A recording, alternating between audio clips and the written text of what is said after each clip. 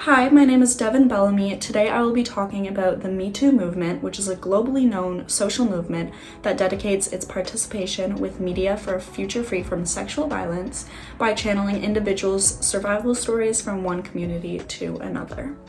Me Too operates on a wide range of media platforms, the virally spread hashtag #MeToo, websites and programs to connect sexual assault survivors universally to nevertheless raise awareness, but also deliver resources for survivors' healing process.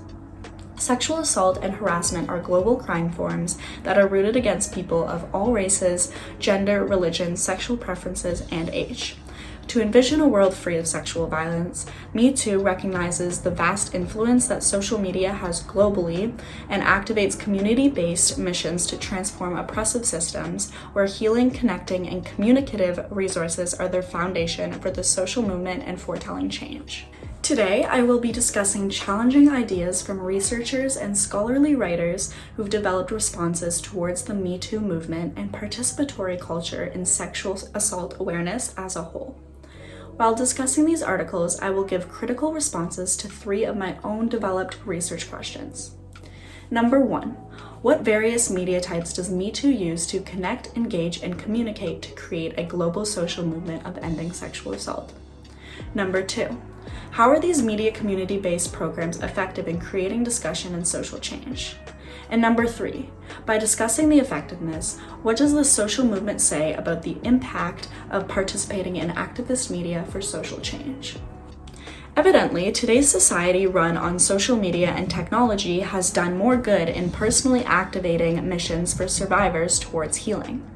A research article by Corey L. Armstrong discusses the role of social media and rape culture in survivors' willingness to speak against sexual assault.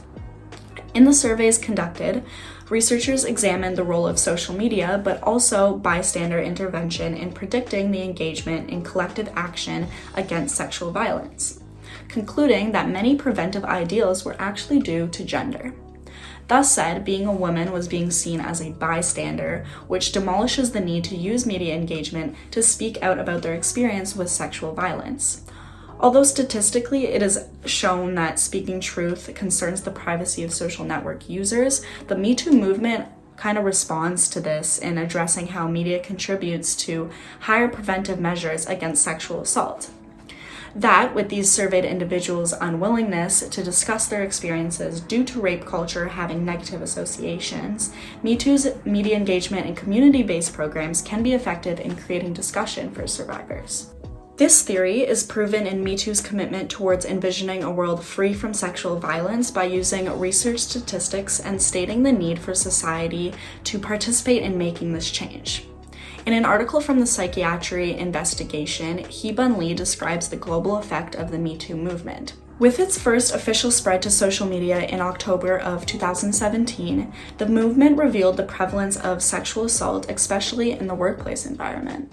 The statistical reports on the relevance of this social movement indicate that 30% of women and 4% of men among U.S. academic medical faculty members reported experiencing sexual harassment, and 60% of medical trainees and students experienced harassment or discrimination during training, indicating that the issue cannot be solved individually, but by efforts to collaborate, discuss, and educate within these environments, which, with the help of the Me Too movement, allows us to do.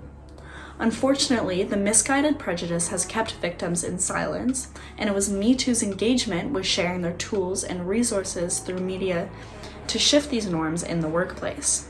The confidence that the social movement and information given allowed workplaces to introduce policies with an effective reporting and investigation system. Understanding that the development of the Me Too movement has enabled shift to training in public places to participate and achieve change proves how the social movement's ability to speak globally through media is feasible for the changes needed. Communicative resources from the Me Too movement can feasibly be successful when reaching out to workplaces, but it is important we discuss how it affects us globally. Globally meaning everywhere and every person. To discuss what various media types Me Too uses to connect, engage, and communicate to create a global social movement of ending sexual assault, Zhongshuan Lin examines a study on individual empowerment of disabled women in the #MeToo movement in China. Thus, the participatory observation gains research on how this movement is relevant towards sexual assault survivors of the disabled community. People with disabilities are 3.5 times more likely to be sexually assaulted than people without disabilities, thus an urgency for empowerment. Yet, the question is if the Me Too movement includes people with disabilities in their engagement with media and sexual assault survivors. The research conducted that the Me Too movement has brought victim blaming to people's attention. With that, reminding women that the conversation and questioning of what they were wearing or how they were acting are irrelevant to the discussion.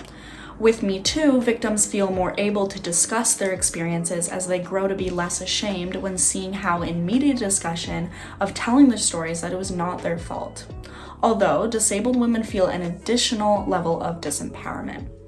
Fortunately, the Me Too movement does in fact provide disabled women the chance to discuss the struggles they endure, with sexual assault being able to resist less due to physical or intellectual disability. As well, the social movement has successfully empowered women to resist and appeal for equal rights, calling to fight together. With the Me Too's movement exposure on social media and discussion groups, has clarified many disabled people's views on themselves, abusers, and society. And Me Too provides the women to feel united, helping each other with lawsuits or even simple support in trauma. In order to visualize the relationship between sexual assault survivors and participatory culture in the Me Too movement, we have to take into account how media coverage may impact sexual assault characteristics, influence, and how survivors label their victimization experiences. The article titled "What's in a Label? The Impact of Media and Sexual Assault Characteristics on Survivor Rape Acknowledgement" by Arnie R. Newens recognizes the importance of acknowledging one's experience as sexual assault in order to create change for rape culture. It has exposed that media coverage of sexual assault has risen immensely since 2017 due to social media campaigns such as the Me Too movement. With their study, there were 207 female rape survivors who completed an online survey with assessments of survivor acknowledgement and characteristics of the assault.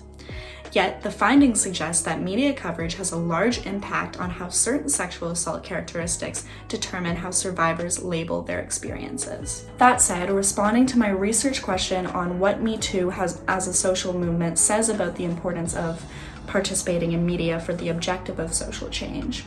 With aid of this article and the transformation from not understanding characteristics of the assault to finding understanding goes to show how the Me Too movement and its participatory strategies in surveys and conversation impact the likelihood of this acknowledgement, and better yet, allow more victims to participate in speaking out, uniting, and attempting to end sexual violence. Discussed so far are promising links from the Me Too movement to media coverage and the spread of awareness. Although, in order to conclude my thesis and research questions, I must discuss contrary conversations of the Me Too movement. Jane E. Palmer conducts an experiment and writes an article titled "Me Too for Whom? Sexual Assault Disclosures Before and After #MeToo," which will help analyze the media coverage of the Me Too movement from the viewpoints of communities both recognized and unrecognized. The American Journal of Criminal Justice used a random sample of students to implicate how different races and genders indicate experiencing unwanted sexual activity. The surveys concluded that relative to white students, there was an increase in disclosures among Black students and a decrease among multiracial students. Results also came to be that cisgender women, LGBTQ, white, and multiracial students are at increased risk of unwanted sexual activity.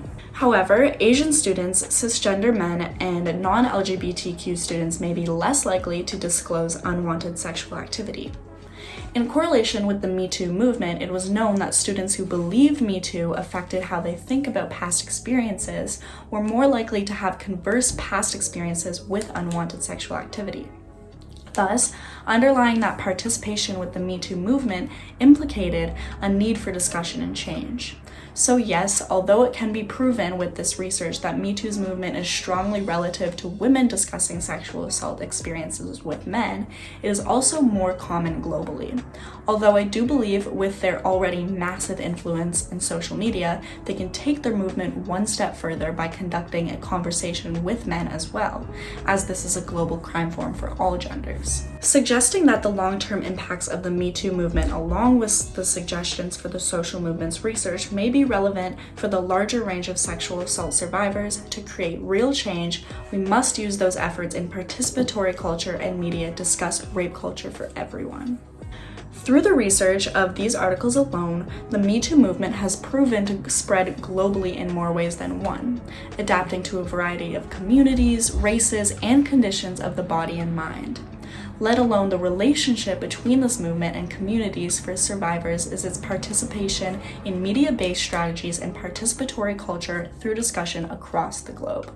Concluding that, with room for expansion and improvement, the Me Too movement has used a variety of aforementioned media types, creating discussion and social change by effectively demonstrating the importance of involvement in activist media.